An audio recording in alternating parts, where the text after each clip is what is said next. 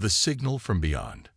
At the ragged edge of human space, where the stars grew thin and the void whispered with ancient secrets, Nova Haven clung to existence like a defiant flame in an endless night.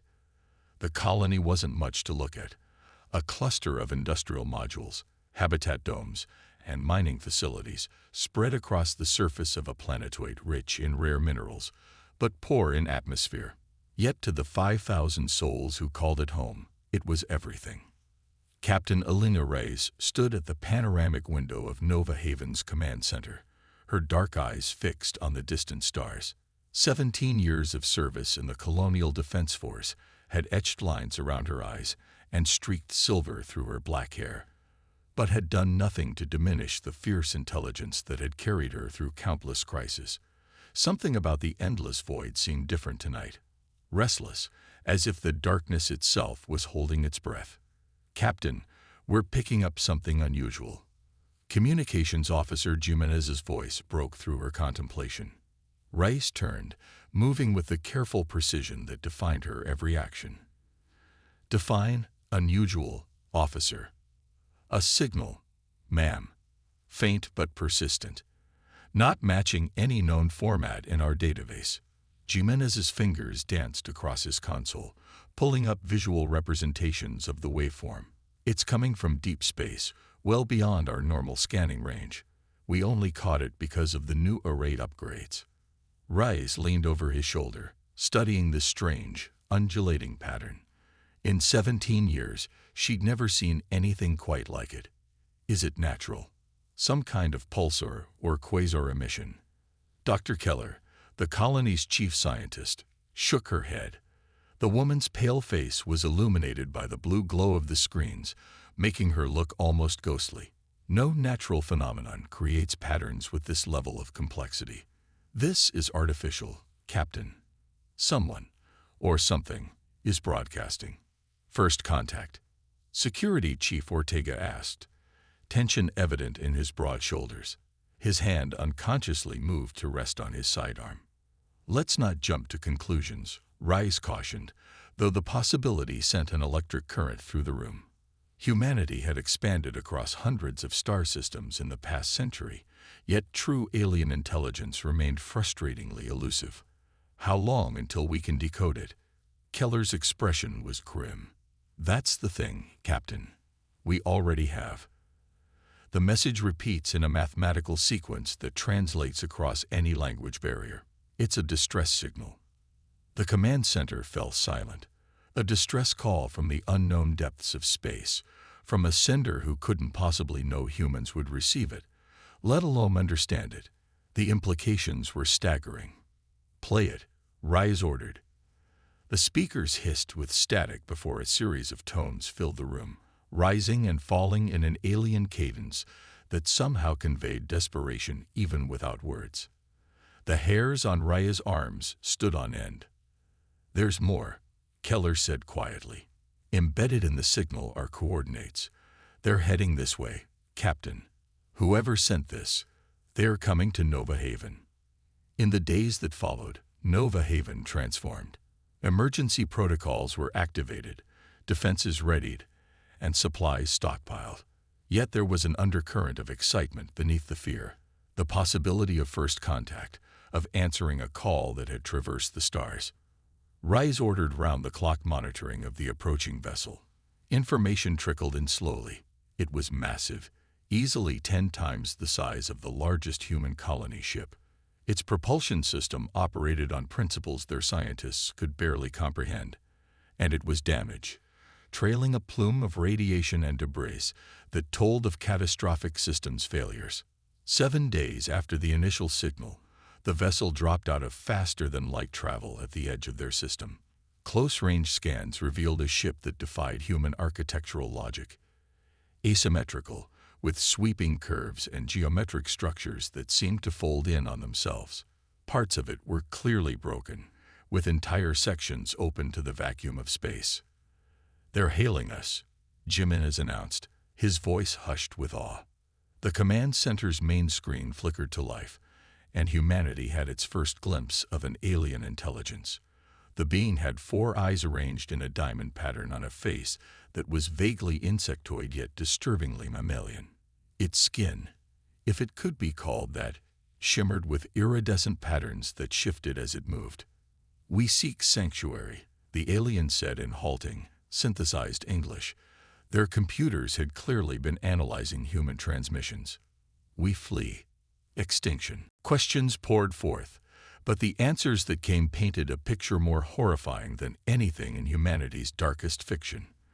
The aliens, who called themselves the HFY, were refugees, the last survivors of a peaceful spacefaring civilization that had spanned dozens of worlds. They spoke of an ancient horror that had awakened in the void between galaxies, a predator that consumed not just bodies but minds, souls, entire histories. "It follows," the HFY ambassador explained, its patterns shifting to deep blue. An expression of fear, they would later learn. "Always it follows. We thought we had escaped, but we felt its presence again 3 cycles ago. It hungers. It will not stop." "What exactly is it?" Keller asked, scientific curiosity warring with dread. The ambassador's patterns turned almost black. "There are no words in your language. The closest concept might be cosmic horror, a thing that should not exist in a rational universe. We call it the Void Weaver." Security Chief Ortega was the first to voice what everyone was thinking. "And you've led it straight to us." "We had no choice," the ambassador replied. "Our systems fail. Our people die. You were the only civilization within reach." The colony's council debated through the night. Some advocated turning the aliens away. Survival demanded it. Others argued for compassion, for extending a hand to fellow sentient beings in their hour of need. In the end, the decision fell to Captain Reyes. She stood once more before the window, watching as shuttles began ferrying the first HFY refugees to the colony's emergency shelters.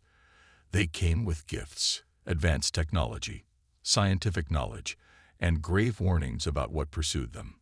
"You believe we can fight this thing?" she asked the ambassador, who stood beside her, its 4 eyes fixed on the stars. "No one has ever defeated the Void Weaver," it admitted, "but no one has ever united against it either. Perhaps together, we find a way." The first signs came 3 days later. Instruments malfunctioned for no apparent reason. Children reported nightmares of a darkness that whispered. The colony's oldest residents claimed they could feel something watching from between the stars.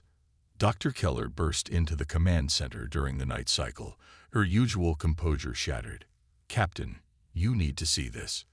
The readings were unmistakable, a massive gravitational anomaly approaching from the direction the HFY had fled.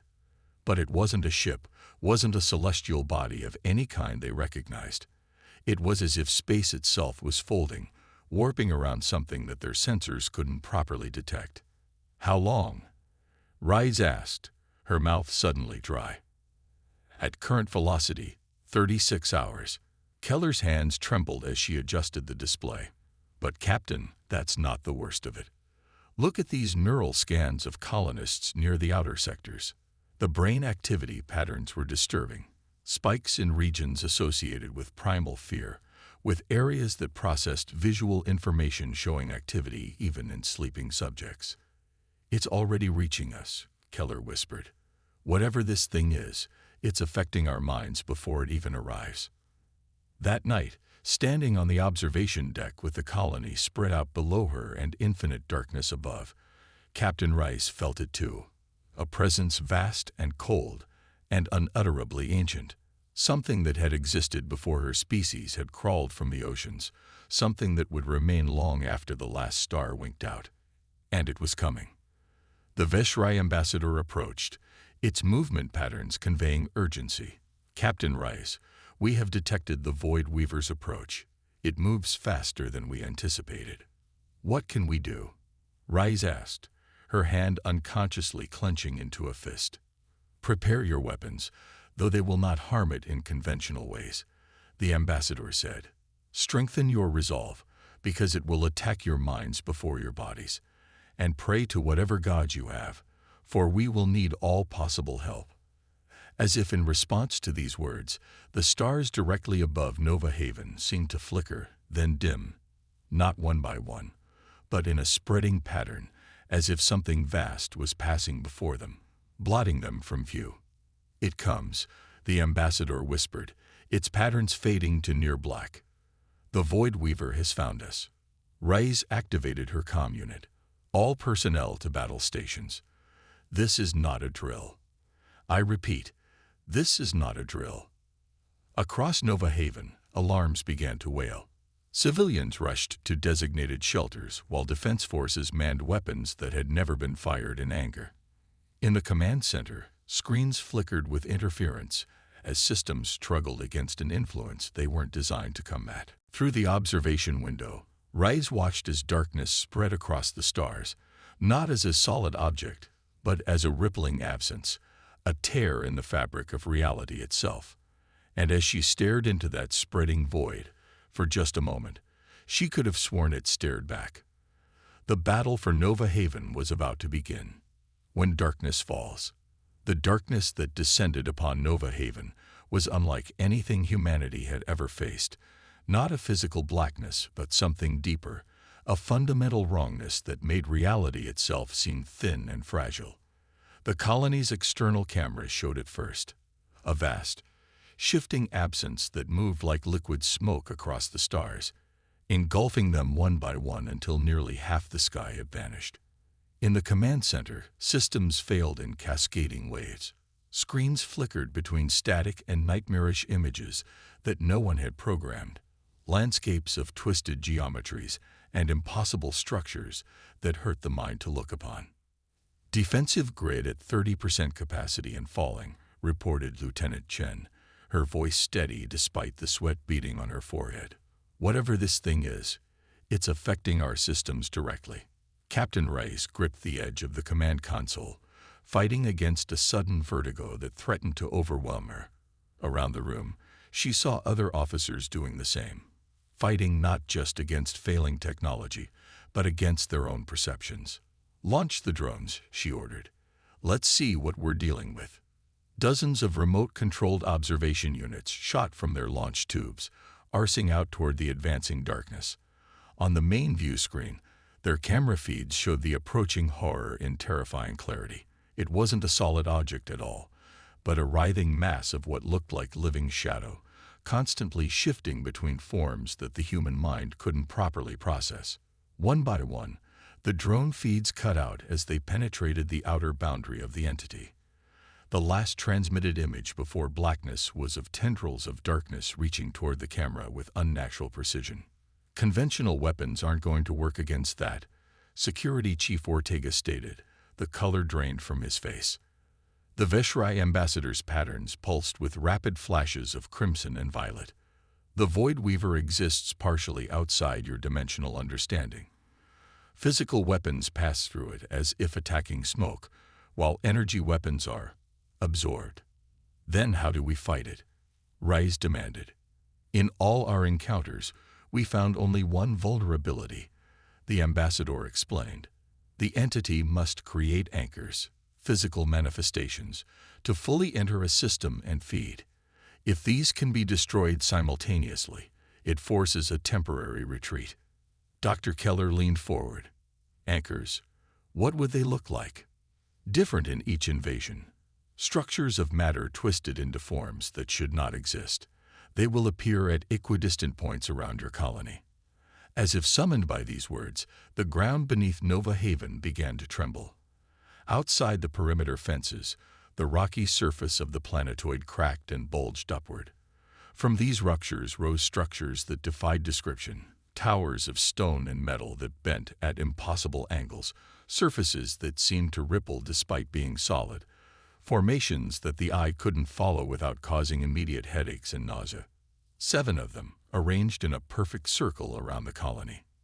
"There," the ambassador indicated, its patterns now pulsing rapidly. "The anchors form. When they complete their manifestation, the Void Weaver will fully enter your reality." Reyes didn't hesitate. "Ortega, gather your best teams. We need to hit all 7 simultaneously." "With what?" Ortega asked. If conventional weapons don't work, mining charges, interrupted Chief Engineer Takashi, who had been silent until now.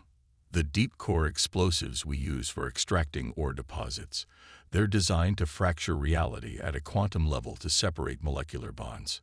The Veshrai ambassador's patterns shifted to a hopeful gold. Yes, this might work.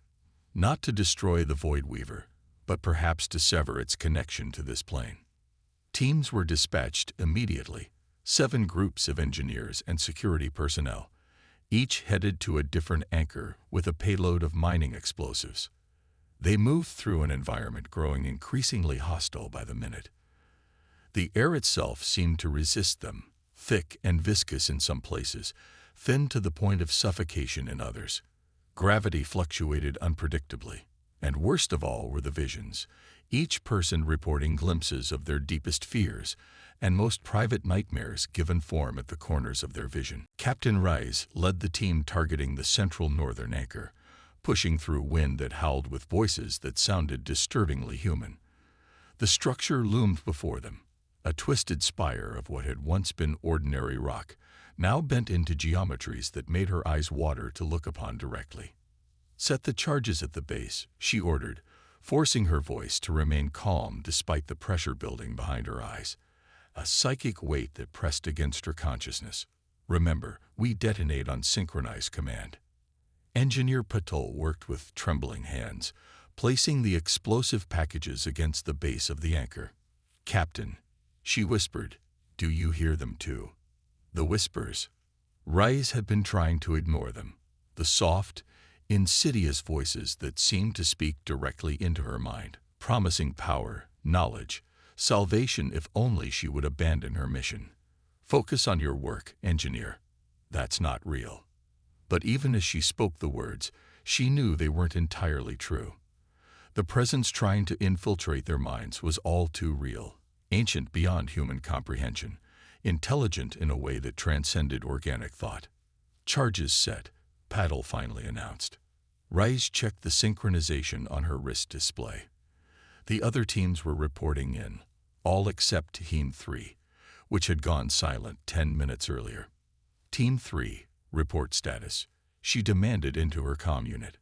Static answered, then a burst of laughter that chilled her blood, followed by a voice that belonged to Lieutenant Wade, but somehow wasn't.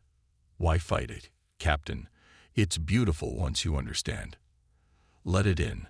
Let it show you." Rise felt her stomach drop. "Team 4, redirect to Team 3's position. We need those charges set. There's no time." Ortega's voice came through, heavy with grim resolve. "The anchors are nearly complete. Look up, Captain." Above them, the sky had completely vanished, replaced by a writhing darkness that seemed to descend closer with each passing second. From this darkness extended tendrils of void, not physical appendages but tears in reality itself, reaching down toward each anchor. "All teams, prepare for detonation," Reyes ordered. 60 seconds. She began the retreat with her team, putting distance between themselves and the explosive charges. The air grew heavier with each step, as if the very atmosphere resisted their efforts. At 30 seconds, the first victims fell. Colonists far from shelters, exposed to the full psychic onslaught of the entity, began to transform, their bodies twisting in ways that human forms should not bend, their screams cutting off as their vocal cords rearranged themselves into alien configurations. At 15 seconds, the tendrils from above made contact with 6 of the 7 anchors. The structures began to pulse with a dark luminescence, creating a network of energy that arsed between them. 10 seconds, Rise announced, watching the synchronized countdown on her display. The world seemed to hold its breath. The whispers in her mind grew to a deafening chorus, demanding, pleading, threatening. 5 seconds. Something moved at the corner of her vision. Engineer Patel, turning back toward the anchor, her eyes completely black, mouth moving in words no human tongue should form. "Patel, get down." Rise launched herself at the engineer, tackling her to the ground as the countdown reached 0. The world went white. The synchronized explosions tore through the anchors with a sound that wasn't really a sound at all, more a psychic scream that reverberated through every mind on Nova Haven. Reality itself seemed to shudder and flex, like fabric under too much strain. Above, the vast darkness contracted violently, the tendrils snapping back as if burned. A high-pitched keening filled the air, a sound of rage and pain that transcended the limitations of physical senses to pierce directly into the consciousness. Rice hauled the now unconscious Patel over her shoulder and ran for the colony perimeter, glancing back only once to see the anchor collapsing in on itself, not crumbling as normal stone would, but folding like origami into dimensions that shouldn't exist. In the command center, those monitoring the situation watched in stunned silence as 6 of the 7 anchors disintegrated. The 7th, the one Team 3 had failed to rig, remained intact, but damaged and unstable, its connection to the entity above clearly weakened. "It's retreating," the HFY ambassador announced, its patterns shifting to a blue so bright it was almost painful to look at. "You've heard it. Nobody has ever heard it before." The darkness above Nova Haven was indeed receding, pulling back from the planetoid like a wounded animal. Stars reappeared one by one as reality reasserted itself. But Reyes knew better than to celebrate too soon. What about the 7th anchor? The ambassador's patterns dimmed. As long as even one remains, it can return. More quickly next time. More prepared. Reyes turned to Ortega. "Prepare a shuttle. Load it with every remaining mining charge we have." Understanding dawned on the security chief's face. "Captain, that's a suicide mission. The instabilities around that anchor, no shuttle could land safely." "Then it won't land," Reyes replied, her decision already made. "I'll pilot it myself. Remote guidance won't work with the interference." Protests erupted around her, but she silenced them with a raised hand. "This isn't a democracy. We have one chance to end this before it regroups. I'm taking it." The preparations were made in tense silence. Every available mining charge was loaded onto a small shuttle, enough explosive power to crack the planetoid's crust under normal circumstances. What it would do to an anchor of cosmic horror was anyone's guess. Before boarding, Rice spoke briefly with the HFY ambassador. "If this works, you and your people have a home here. For as long as you need it." The ambassador's patterns formed a complex display that their translators couldn't process, some emotion beyond human experience. "We will remember what humanity did here. All that we are, all that we know, it will be yours. If you succeed, the galaxy will know of Nova Haven's stand." Rice simply nodded and boarded the shuttle. The flight to the 7th anchor was short but harrowing. Systems failed continuously, requiring manual overrides. Outside the viewport, reality itself seemed unstable, distances stretching and compressing, light bending in ways that made navigation nearly impossible. The anchor loomed ahead, still pulsing with dark energy, though weakened without its connections to the others. Above it, the retreating darkness had paused, as if sensing her approach and the threat she represented. Rice set the final course, locked the controls, and armed the charges. There would be no ejection, no dramatic last-second escape. Some sacrifices were necessary. As the shuttle accelerated toward its target, she opened a final communication channel to the colony. "Nova Haven, this is Captain Reyes. Remember this day not as an ending, but a beginning. Humanity is not alone in the stars anymore, and after today, the stars will know that when humanity answers a call for help, we answer with everything we have."